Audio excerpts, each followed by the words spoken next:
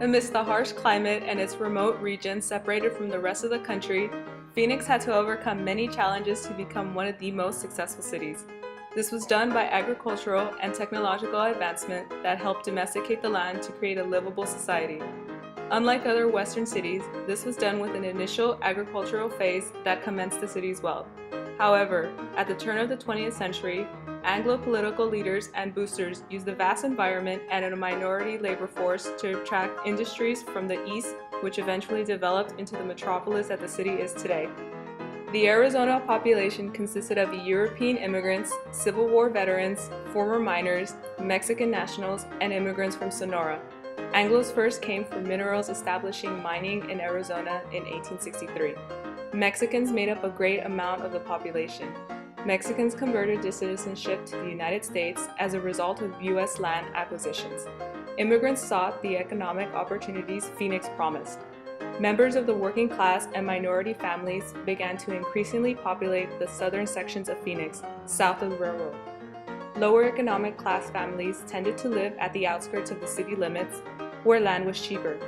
Mexican settlers also moved into the local agricultural economy, which would become a major source of work for Hispanics and a major part of their contribution to the growth of Phoenix.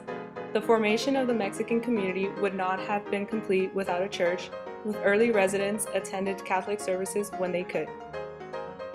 In 1865, the United States Army established Camp McDowell to protect the residents of Prescott, Wickenburg, and other central Arizona areas from hostile Indians. Upon the establishment of the Army camp, there became a need for more food and water for the residences. In 1867, Mexican Americans helped former soldier John Smith to harvest hay along the Salt River for the Army camp. John Smith was one of the first settlers to live on the land and helped establish Phoenix as a city. That same year, one of Phoenix's founders, John William Swilling, also known as Jack Swilling, worked with Anglos and Mexicans in clearing the Hohokam Indian canals. They dug new ones and planted crops for nearby military posts and mining camps. Like the proverbial phoenix, the city rose from the ashes of the Hohokam civilization into a prospering American city and was officially recognized by the government on May 4, 1868.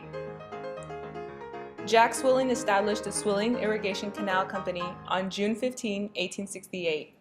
Having observed various tribes practicing irrigated farming since living in the area, Swilling utilized the abandoned ruins of the Hohokam settlements that integrated various canal systems. It was a relatively easy job, considering the Hohokam had built up to 1,000 miles of canal that extended 30 miles, with the largest being 50 feet wide and 20 feet deep. Swilling and his men diverted the water from Salt River and founded a small colony 4 miles east of present-day Phoenix. By 1870, Phoenix had 270 residents. 124 were Mexican. Unlike Spanish frontier towns in California or Florida, Phoenix appeared Midwestern in its physical forms. Even though Mexican Americans constituted nearly half of the residents in 1870, and several indigenous tribes lived in close proximity to Phoenix, evidence of these non-Anglo cultures was relatively absent from the city streets, institutions, and landscapes. As more people continued to arrive to the city, the people of Phoenix sought to hold a meeting to select the official town site in 1870 at John Moore's home, a well-known farmer in the area. He offered 40 acres of his own land to add to the total 320 acres that was purchased for $550 to ultimately create the official town site of Phoenix. Then Captain William Augustus Hancock of Fort McDowell made the first survey of the site with east-west streets named after presidents, with Washington Street as the main street, and north-south streets named after local Indians. The Indian street names, however, were eventually changed to numbers to make it easier to recognize. The most popular amusements, but also the most disruptive, were various activities like musical and theater shows, billiards, gambling, and prostitution, which were all connected with the town's saloons. In 1875, there were 16 saloons, 4 dance halls, and 3 gambling sites. In 1886, the Phoenix Opera House opened and allegedly contained 800 seats. Besides housing and entertainment, it filled a vital need for public space and was also used for social club meetings, Catholic bazaars, school programs, and other various public meetings. Public amusements continued to develop, especially by the 1890s, with outdoor roller rinks, a merry-go-round, and the Phoenix Park, which offered a community swimming pool. The city was growing, but the townsite commissioner form of government wasn't working as the people had hoped. On October 25, 1875, the Phoenicians held an election to select 3 village trustees, with John Smith as chairman of the trustees, Charles W. Stearns as treasurer, and Captain Hancock as secretary. As this oasis city began to develop, it became more attracted to Anglo boosters. Anglos had already established wealth, influence, and prestige. They wanted to acquire more power, and they used Mexicans as an underclass to help them reach this goal.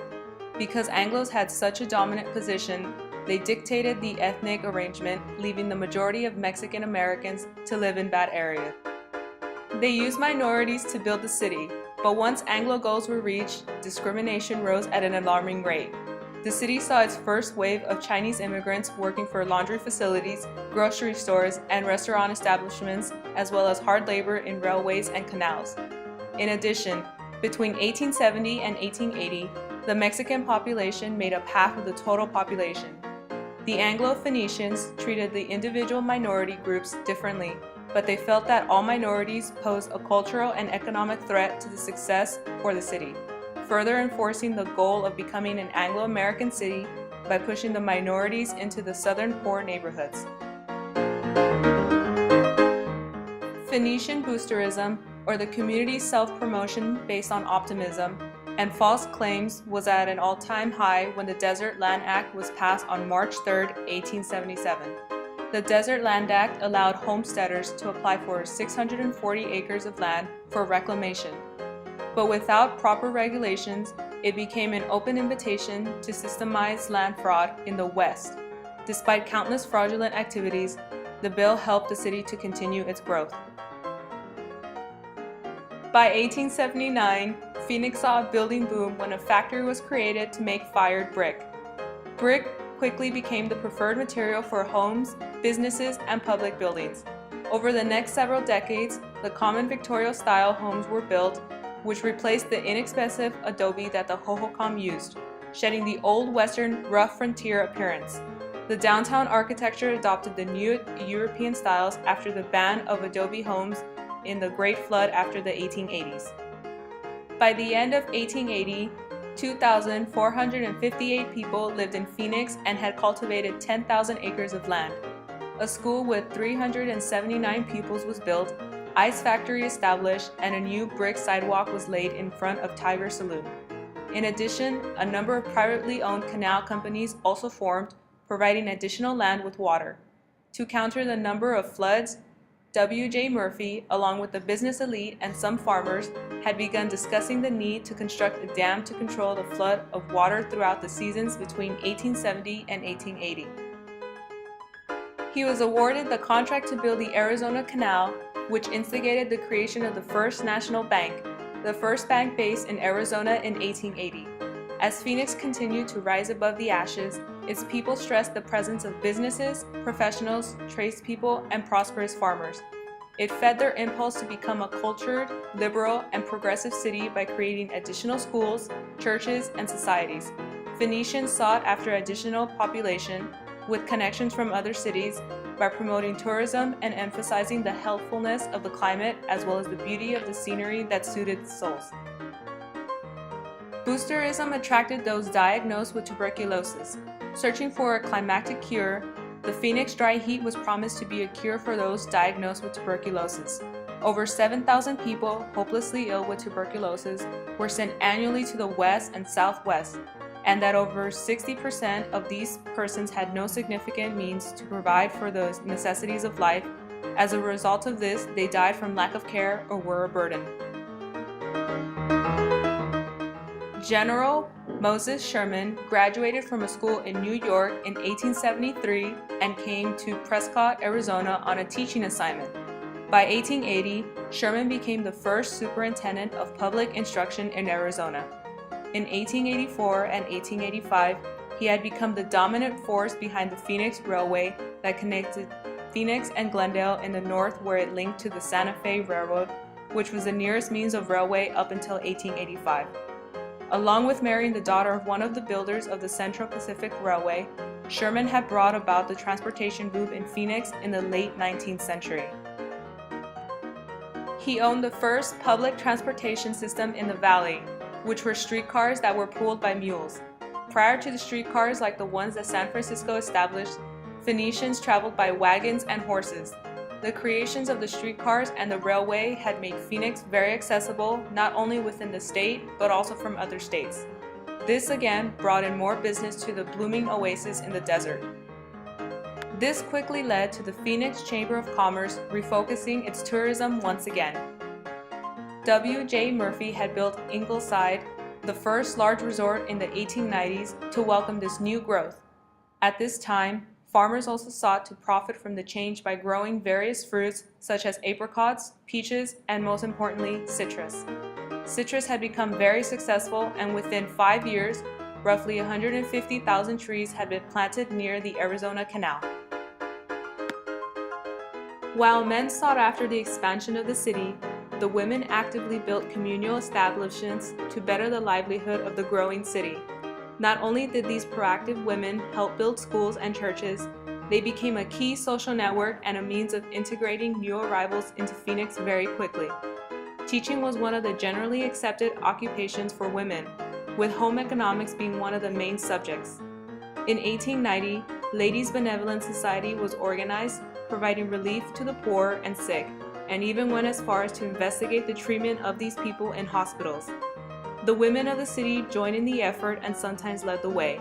The goal of the Phoenix Women's Club during 1913 was the stimulation of culture in the capital city. In 1891, the Phoenix Indian School was built. The school was designed to civilize the Indians in Anglo-American ways. Anglos felt like the schools on the reservation were too close to tribal homes and weren't doing this. The doors of the school opened in September 1891, and in June of 1892, female students were allowed to enroll, but the first graduation exercises did not start until 1901, 10 years after the school opened. The Phoenix Indian School was given a $100,000 federal grant, which was the reason that a group of Phoenix citizens played a major role in the building of the school. They were more interested in the money than the schooling of the Native Americans. Between 1890 and 1913, separate elementary schools were built for white and black students, and Phoenix high schools had a separate area for African American students. All of this separation in schooling resulted in Phoenix essentially having 3 different school systems: one for white students, one for black students, and one for red or Native American students. Oddly enough, Mexican American students went to the white schools.